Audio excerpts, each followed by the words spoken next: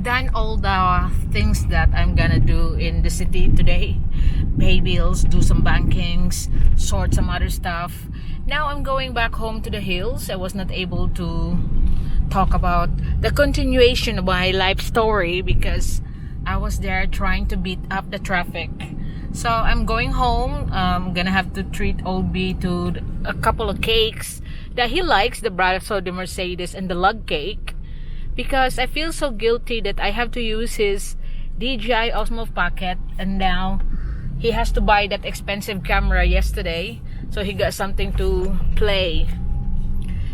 Now, going back to my life story, I was there doing my dream job, or everyone's dream job, good pay, and then you travel around countries. I'm only traveling around Asia, but it's at 20, 21 years old, that's a dream job, and good pay, and all your expenses while you're traveling, airline tickets are all paid for.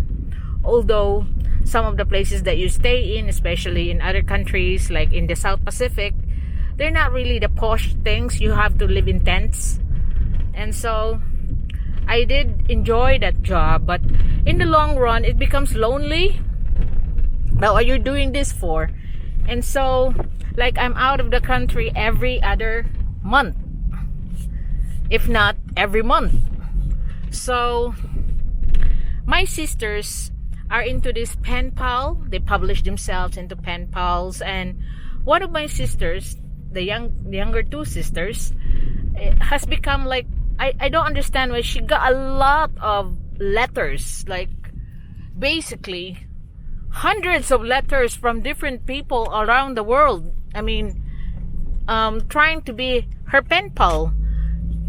So we soon discovered that her picture is one of the cover of those pen pal magazines. So no wonder she's so popular.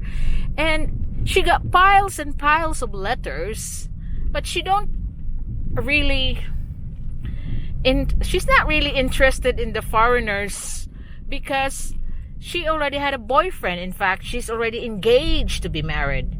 And so all this malarkey of pen pals is just the thing that they do in the factory where she's working, in the maps. So she just involved it because the girls in the factory are doing it. And she becomes so popular because of the photo was promoted as the cover.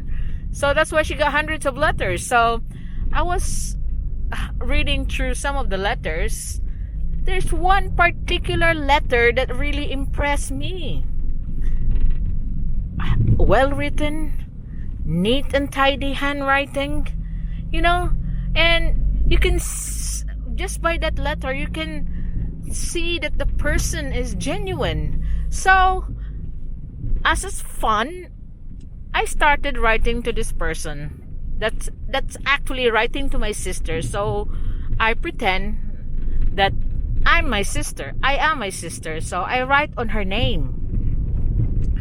So I wrote to this person in England, and we got along so well by the letters only. We have letters like 5 to 10 pages, because I do like writing letters too. So 5 to 10 pages. Our minimum is 5, because we can just talk about anything. And also, when I travel around, I got someone to send postcards to. Because when I travel around, my family is not interested about postcards. You sent us money, B, because what's the postcard? No monetary value. So now, by writing to this person who thinks that I'm my sister, I got someone to send postcards whenever I am in another country. Because even my Japanese colleagues and other colleagues was saying that, how come you don't send any postcards to your family? So no, they don't need postcards. They like cash to be sent instead of postcards. Now, out of the blue, I'm like them. I got a postcard to send, but only one, to old B.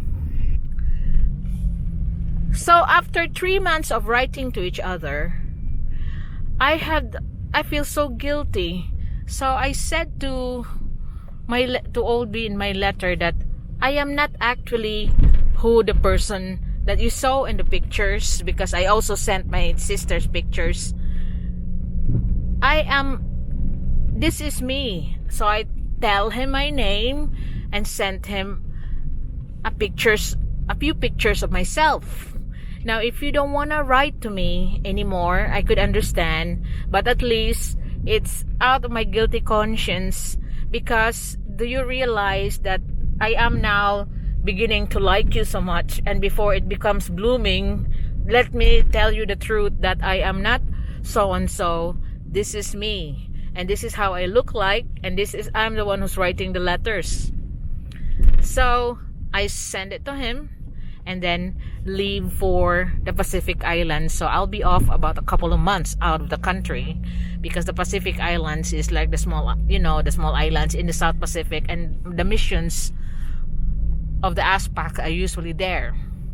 So I didn't send him any postcards at that time from those Pacific Islands, because what if he don't accept me anymore? What's the purpose? I don't want to antagonize him.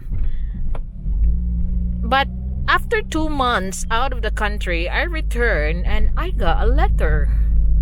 So in the letter says that he don't care who is the person. In fact, you're better looking than your sister. I like the person that's writing me the letters. I like the person that's taking time to send me postcards, to send me long letters, and I like the way your handwriting is. And so if you are reading this letter now, can you give me a call? Whoa. So I immediately phoned him up in his work, and we got talking. So from then on, we are always talking on the phone. So it has cost Oldby a lot of money to keep talking to me for hours. Long distance call at that time. There's no Skype and messaging.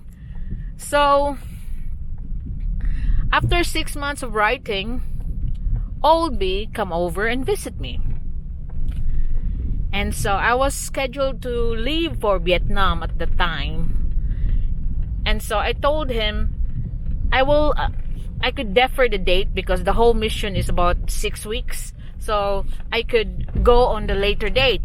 I want to make sure that I'm here to show you around, because I am quite impressed that you are taking time to come and visit me. And if it's true that I'm the only person you're gonna visit, then what is this multi-cab doing? So thrilling. Woo. What are you trying to be thrilling for when it's all graded? And I can't understand this person.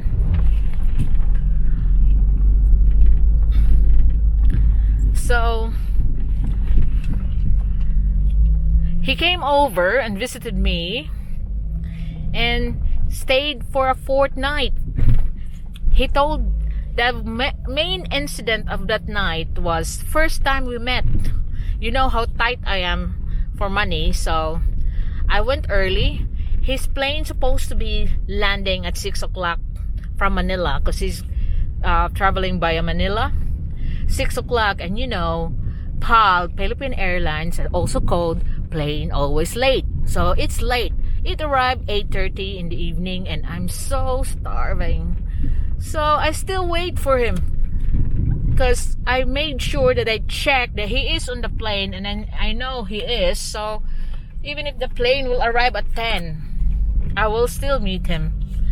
And so everyone come out of the plane, and I don't see him. And all the while, he was waiting for me inside, and realized that in Cebu you need to get out. Like in the airport abroad, that the visitors can meet you inside. But here in Cebu, they meet you outside. You need to get out of the airport. So he's the last one that come out of that airport entrance from the arrivals. and it's about like 9:30 in the evening. So I'm just like, OMG, I'm here in my pink suit because that's what I told him I'm gonna wear, my pink suit. And I'm just having drinks because I'm starving. And if I have to go back now, I have to go by a jeepney. And all those things that come to my mind. But when I meet him, wow, it's just sparkles all over. So I took him to his hotel, which I booked just near where I live in the community, the urban settling community. So I don't have to keep on paying fare just to meet him. I could just walk, not a walking distance, but I could just literally walk there. So we arrived on his hotel, and I wonder, he forgot something in the room. So he gave me his bag, and I'm just waiting for him there, going up because he forgot the key of his room. So while in the hotel, I was told by the lobby attendant that you need to order something if you're gonna sit down on that table. So I have to wait for him near the entrance of the hotel.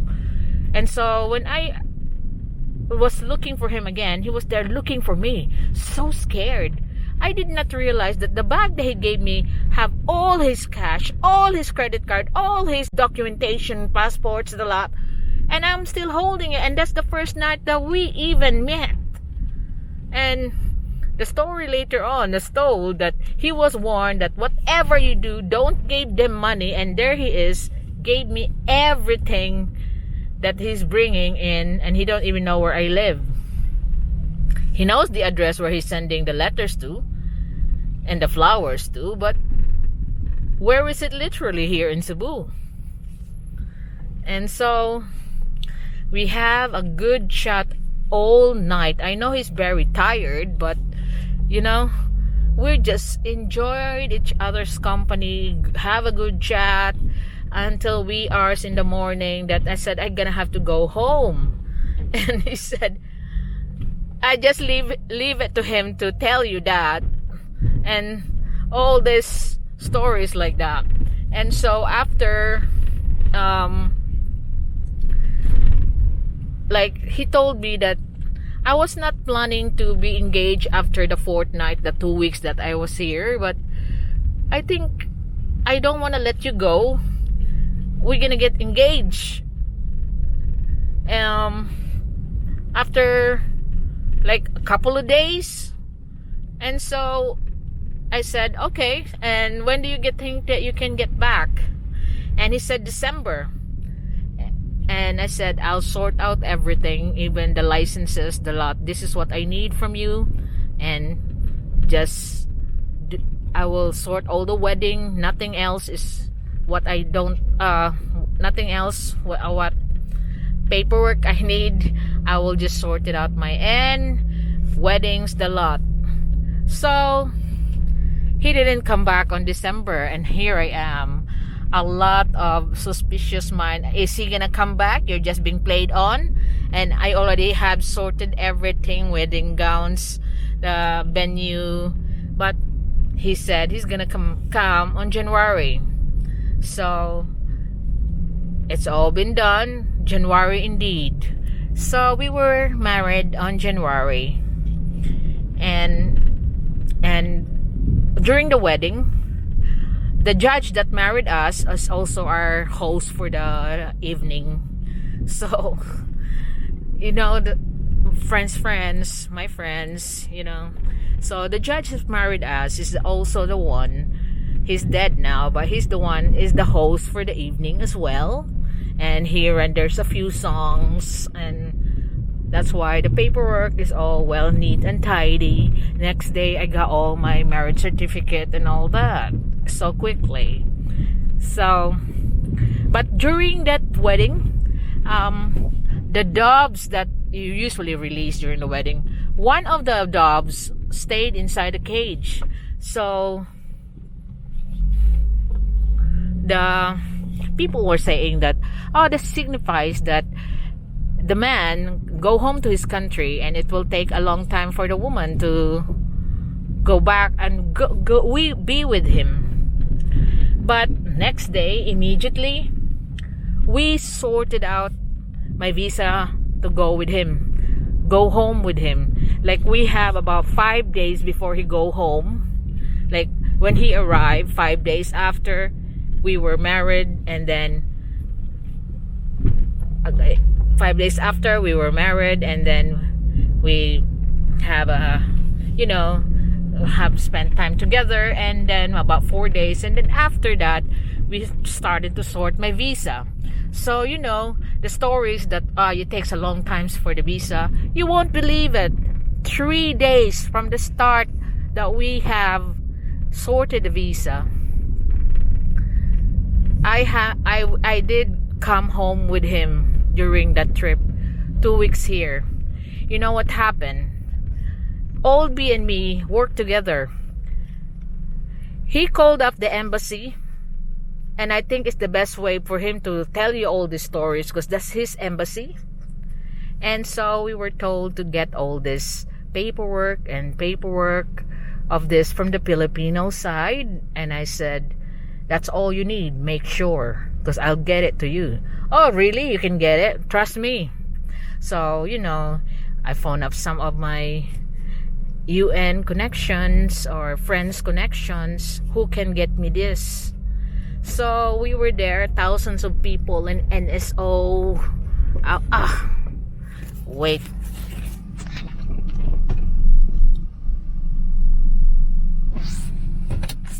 Gotta turn off. This is my problem when I meet these 10-wheelers. At least that one knows where to go. Because look how narrow is the road. And this is not a problem because it's a tiny car. It's the 10-wheeler, sometimes it panics me before, but now I just look at the road first, so where I can really go on the side. But they're not all the time here anyway. They're just sometimes when the quarries are needing their stuff, but you can see that the quarries are almost done. It's already been so clear and there. So we're hoping for the day that they will not be here anymore. And yeah, 3 days we processed the visa for me to go to England. So the first day, we phoned the embassy. That night we go to Manila. Next day we were there in the embassy's office looking for the person that he talks on the phone. And so this person that talks on the phone interviewed me and then give me a lot of requirements for me to fulfill. Luckily, I have it with me, all the requirements that I have with submitting all those paperwork for our wedding, marriage certificates. Like I told you, it's already all done. It only needs the signature of old B. That's why I got it next day after the wedding. And because I already pre-arranged everything, I'm good at it.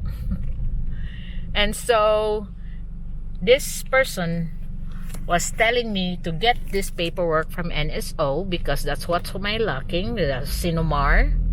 And at that time, Manila Sinumar, we went there, thousands of people outside, as in no social distancing. So really thousands. And at that time, the Sinumar I mean, it's just new requirement that they do in embassies. So how can we sort this one? Calling connections, calling the networking. So I managed to talk to the top deputy head of NSO, and I told her about that I need to get this Sinumar so I could go with my husband, blah blah blah, and talk. And then she said, come back here tomorrow. So I made an appointment again to the embassy that if I got this, I'll get this on this date, that can we see him again. So early in the morning I was there. The paperwork of Sinomar was there. So we took it to the UK embassy.